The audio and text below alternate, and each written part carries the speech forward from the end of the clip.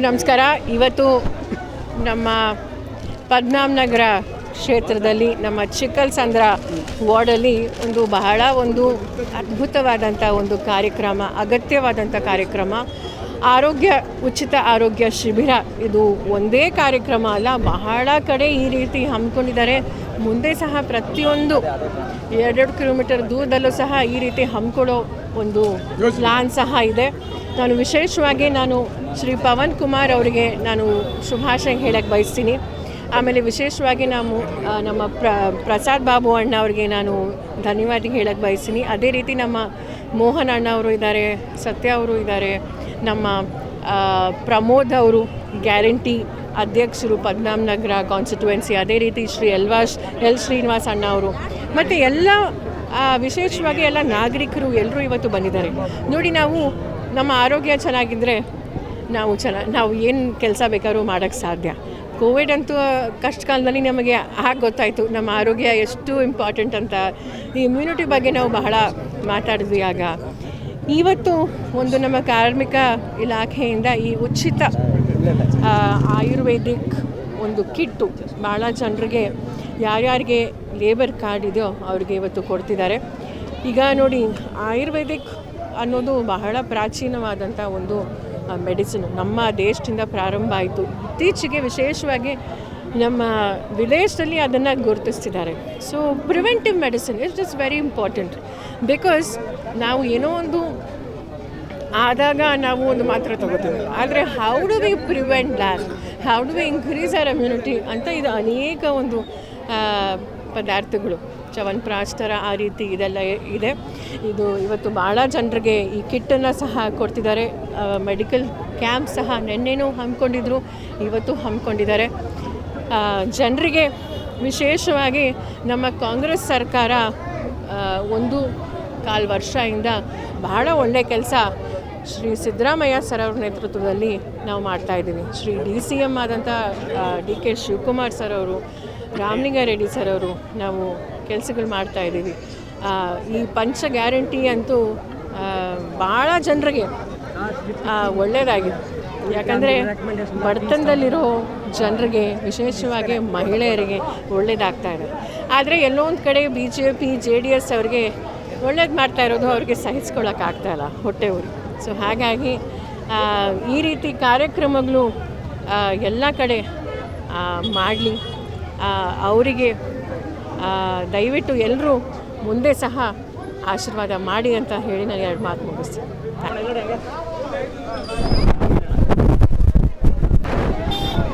ಇಲ್ಲಿ ಭಾಳ ಉತ್ತಮವಾದ ಒಂದು ಕಾರ್ಯಕ್ರಮ ಹಮ್ಮಿಕೊಂಡಿದ್ದಾರೆ. ಇದೇನು ಅಂದರೆ ಆರೋಗ್ಯವನ್ನು ಇದರಲ್ಲಿ ನೆಟ್ನಲ್ಲಿ ಒಳ್ಳೆಯ ಔಷಧಿ ಕೊಡೋದು. ಅಂದರೆ ಆಯುರ್ವೇದಿಕ್ಕಿಂತ ಸುಮಾರು 5,000 ಚಿಲ್ಲರೆ ಅಷ್ಟು ಆಗುತ್ತೆ. ಆ ಕಿಟ್ ಕೊಟ್ಟಿರೋ ಒಂದು ಕಿಟ್, ಪ್ರತಿ ಕಿಟ್ಟು 5,000 ಚಿಲ್ಲರೆ ಆಗುತ್ತೆ. ಹಾಗಾಗಿ ಯಾವುದೇ ಕಾಯಿಲೆ ಬರೋದಕ್ಕೆ ಇಮ್ಯುನಿಟಿ ಕಡಿಮೆ ಆದಾಗ ಬಾಡಿನಲ್ಲಿ ಇಮ್ಯುನಿಟಿ ಅಂದರೆ ನಿಮ್ಗೆ ಗೊತ್ತಿದೆ, ದೇಹದಲ್ಲಿ ಹೋರಾಟ ಮಾಡುವಂಥ ಶಕ್ತಿ ಕಣಗಳು ಕಡಿಮೆ ಆದಾಗ ಈ ಔಷಧಿ ತೊಗೊಂಡ್ರೆ ಭಾಳ ಇಮ್ಯುನಿಟಿ ಪಿಕಪ್ ಆಗುತ್ತೆ. ಹಂಗಾಗಿ ಇಮ್ಯುನಿಟಿ ಇಂಪ್ರೂವ್ ಆಗಲಿ, ಯಾವುದೇ ಕಾಯಿಲೆ ಬರದೇ ಇರಲಿ ಅಂತ ಮುನ್ನೆಚ್ಚರಿಕೆಯಾಗಿ ಕರ್ನಾಟಕ ರಾಜ್ಯದ ವತಿಯಿಂದ ಈ ಮೆಡಿಕಲ್ ಕಿಟ್ಟನ್ನು ವಿತರಣೆ ಮಾಡ್ತಾಯಿದ್ದೀವಿ. ಈ ಚಿಕ್ಕಲ್ಸಂದ್ರ ವಾರ್ಡ್ ಸರ್ಕಾರದಿಂದ ಕೊಡೋದು ಮುಖ್ಯ ಅಲ್ಲ, ತಲುಪಿಸೋದು ಮುಖ್ಯ.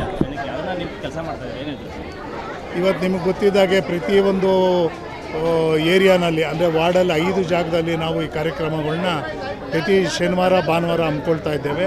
ಸುಮಾರು 25,000ದಿಂದ 30,000 ಜನಕ್ಕೆ ತಲುಪೋ ವ್ಯವಸ್ಥೆಯನ್ನು ಸರ್ಕಾರದ ವತಿಯಿಂದ ನಾವು ಮಾಡ್ತಾಯಿದ್ದೀವಿ.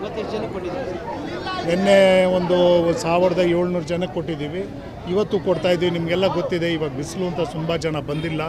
ಸುಮಾರು ಜನ ನಿಮಗೆ ಸಂಜೆ ಹೊತ್ತು ತುಂಬ ರಶ್ ಆಗುತ್ತೆ. ಹಾಗಾಗಿ 2,500ರಿಂದ 3,000 ಜನ ಕಿಟ್ಟು ಇವತ್ತು ಮನೆಗಳಿಗೆ ತಲುಪಿಸುವ ವ್ಯವಸ್ಥೆ ಮಾಡ್ತಾರೆ. ಪ್ರೈವೇಟ್ಗೆ ಹೋಗಿ ದುಡ್ಡು ಖರ್ಚು ಮಾಡೋರಿಗೆ ಇದೊಂದು ಒಳ್ಳೆಯ ಅವಕಾಶ ಅಂತ ಈಗ ನಮ್ಮ ಡೆಪ್ಟಿ ಚೀಫ್ ಮಿನಿಸ್ಟರ್ ಆದ DK ಶಿವಕುಮಾರ್ ಅವರು ಹೇಳಿದ್ದಾರೆ, ಈ ಭಾಗದಲ್ಲಿ ಉತ್ತಮವಾದ ಹೈಟೆಕ್ ಹಾಸ್ಪಿಟ್ಲನ್ನು ಕೂಡ ಕೊಡ್ತೀವಿ ಅಂತ ಹೇಳಿದ್ದಾರೆ. ಉಚಿತವಾಗಿ ಜನರ ಸೇವೆ ಮಾಡೋದಕ್ಕೆ ಒಳ್ಳೆಯ ನಿರ್ಧಾರ ತಗೊಂಡಿದ್ದಾರೆ.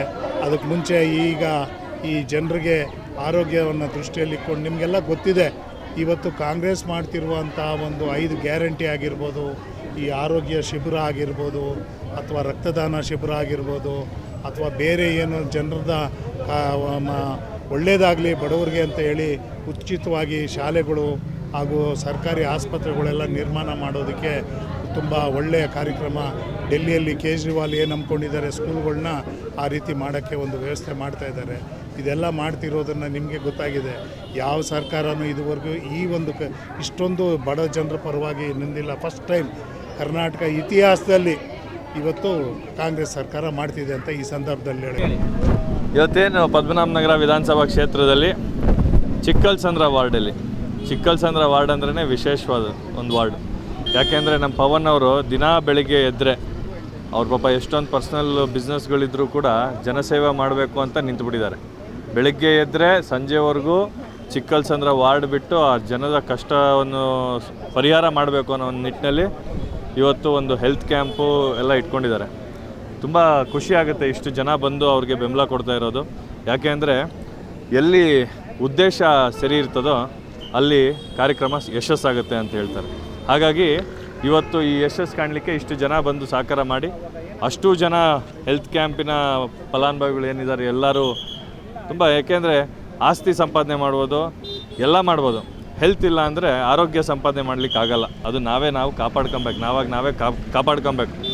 ಆ ನಿಟ್ಟಿನಲ್ಲಿ ಎಲ್ಲರ ಅವ್ರ ವಾರ್ಡಿನ ಎಲ್ಲ ಜನತೆಗೆ ಆರೋಗ್ಯ ಚೆನ್ನಾಗಿರಲಿ ಅನ್ನೋ ಒಂದು ನಿಟ್ಟಿನಲ್ಲಿ ಇವತ್ತೇನು ಪವನ್ ಅವರು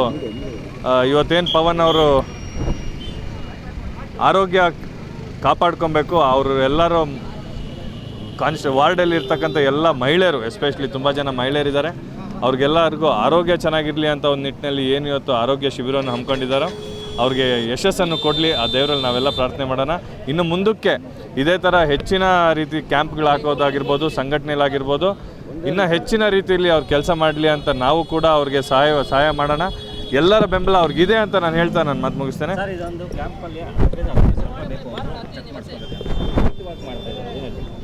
ಅದು ಇವರೆಲ್ಲರ ಭಾಗ್ಯ. ಯಾಕೆಂದರೆ ಇವತ್ತು 10,000 to 15,000 ರೂಪಾಯಿ ದುಡ್ಡು ಒಂದು ಪ್ರೈವೇಟ್ ಹಾಸ್ಪಿಟ್ಲಿಗೆ ಹೋದರೆ ಅವ್ರು ಕೊಡಬೇಕಾಗತ್ತೆ. ಅಂಥದ್ರಲ್ಲಿ ಇವತ್ತೇನು ಅವ್ರು ಉಚಿತವಾಗಿ ಇಂಥ ಒಂದು ತಪಾಸಣೆ ಮಾಡ್ತಾ ಇದ್ದಾರೋ ಅದು ತುಂಬ ಒಳ್ಳೆಯದು ಅಂತ ಒಂದು ಕಾರ್ಯಕ್ರಮ ಅವರು ಹಮ್ಮಿಕೊಂಡಿದ್ದಾರೆ. ಜನಕ್ಕೆ ಕೂಡ ಅದು ಅರ್ಥ ಆಗ್ತದೆ. ಇವತ್ತು 10,000 to 15,000 ರೂಪಾಯಿ ದುಡ್ಡು ಅಂದರೆ ಅದು ಏನು ಅಂಥ ಸುಲಭವಾದಂಥ ಒಂದು ದುಡ್ಡಲ್ಲ. ಇವತ್ತು ಸುಮಾರು ಜನ ಅದಕ್ಕೋಸ್ಕರ ಎಷ್ಟೋ ಜನ ನಮಗೆ ಆರೋಗ್ಯ ಕೆಡ್ಸ್ಕೊಳ್ಳೋ ಅಂಥದ್ದು ಇರ್ತಾರೆ. ಯಾಕೆಂದರೆ ಬರೀ ಟೆಸ್ಟ್ಗಳು ಮಾಡಿಸ್ದಿರ ಇರೋವಂಥ ಕಾರಣಕ್ಕೆ. ಆ ನಿಟ್ಟಿನಲ್ಲಿ ಇವತ್ತು ಪವನ್ ಅವ್ರು ಏನು ಇಷ್ಟು ದೊಡ್ಡ ಒಂದು ಶಿಬಿರವನ್ನು ಹಮ್ಮಿಕೊಂಡಿದ್ದಾರೆ, ಅವ್ರಿಗೆಲ್ಲ ಯಶಸ್ಸನ್ನು ಕೊಡಲಿ ಅಂತ ದೇವರಲ್ಲಿ ನಾವು ಕೂಡ ಪ್ರಾರ್ಥನೆ ಮಾಡ್ತೇವೆ.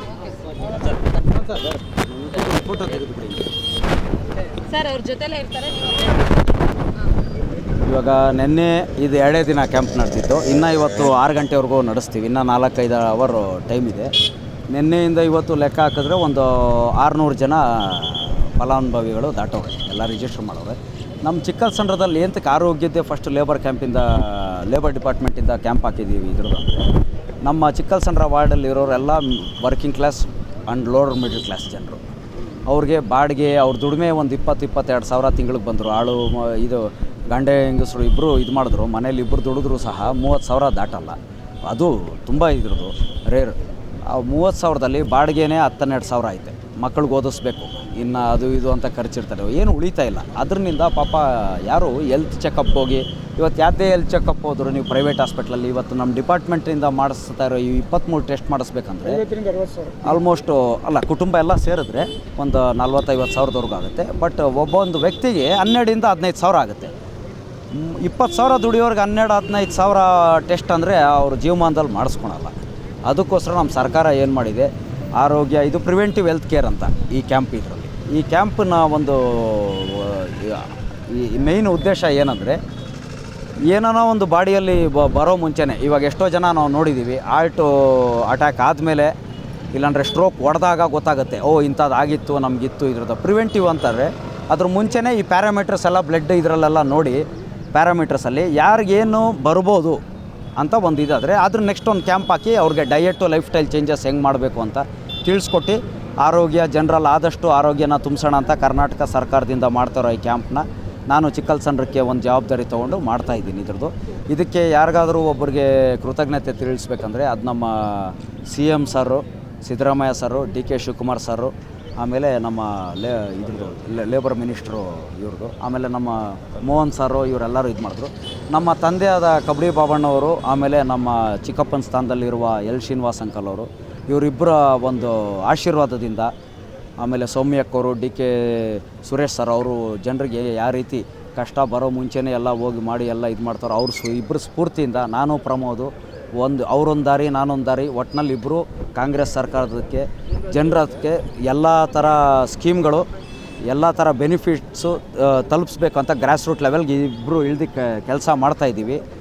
ನೀವೆಲ್ಲರೂ ದಯವಿಟ್ಟು ನಮಗೆ ಎಲ್ಲ ಸಹಾಯ ಮಾಡಿ ಸಪೋರ್ಟ್ ಮಾಡಿ ಯಶಸ್ವಿ ಮಾಡಬೇಕಿದ್ರೆ. ಅದೇ ನಾನು ಮುಂಚೆನೇ ಹೇಳ್ದಂಗೆ ಇವಾಗ 600 ಚಿಲ್ಲರೆ ದಾಟೈತಿ, ಇನ್ನೂ ಒಂದು 4 ಅವರ್ ಐತೆ. ನನ್ನ ಅನಿಸಿಕೆ ಇನ್ನೊಂದು 300 ಆದರೂ ಟಚ್ ಮಾಡ್ತೀವಿ. ಯಾಕಂದರೆ ಇವತ್ತು ಬಾರ್ವಾ ಆಗಿರೋದ್ರೆ 1000 ಟಚ್ ಮಾಡೋಣ ಅಂತಿದ್ದೀವಿ ಕ್ಯಾಂಪಲ್ಲಿ. ಇನ್ನು ಇದೊಂದೇ ಅಲ್ಲ, ನಾವು ಮಾಡ್ತಾರೋ ಕ್ಯಾಂಪ್ ಹೆಂಗಂದರೆ 5 ಕಡೆ ಆಗ್ತಾಯಿದ್ದೀವಿ. ಪ್ರತಿ ವಾರ ವೀಕೆಂಡ್ಸು 3 ದಿನ ಒಂದು ಲೊಕೇಶನ್. ಯಾಕಂದರೆ ಯಾರೇ ಬಂದರೂ ನಡ್ಕೊಂಬರೋ ಇದರಲ್ಲಿ 5 ನಿಮಿಷದ ಮೇಲೆ ಇರಬಾರ್ದು ಅಂತ 2 ಕಿಲೋಮೀಟರ್ ರೇಡಿಯಸ್ಗೆ ಒಂದೊಂದು ಕ್ಯಾಂಪ್ ಆಗ್ತಾಯಿದ್ದೀವಿ. ಸೊ ಇದಿನ್ನೂ ಒಂದು ತಿಂಗಳವರೆಗೂ ನಡೀತಾರೆ ಕ್ಯಾಂಪು. ಪ್ರತಿ ಶುಕ್ರವಾರ, ಶನಿವಾರ, ಭಾನುವಾರ ಆ ಲೊಕೇಶನ್ ಬೇರೆ ಬೇರೆ ಏರಿಯಾಲಾಗಿದ್ದಾಗ ಎಲ್ಲರೂ ಬಂದು ಇದ್ರ ಬೆನಿಫಿಟ್ ತೊಗೊಬೋದು ಅಂತ.